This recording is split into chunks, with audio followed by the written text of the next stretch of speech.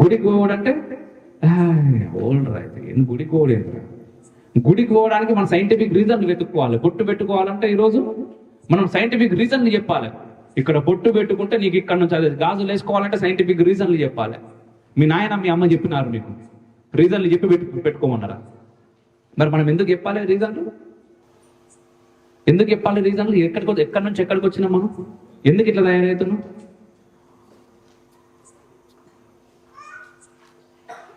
ఆలోచించుర్రి, ఖచ్చితంగా ఆలోచించుర్రి, చెప్పుర్రి, చెప్పే ప్రయత్నం చేయర్రి. ఫస్ట్ నేను చెప్పాను కదా, మనం పోయిన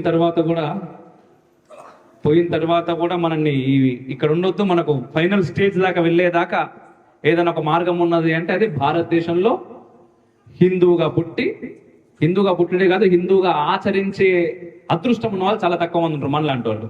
మనం నిజంగా అందరం అదృష్టవంతులం.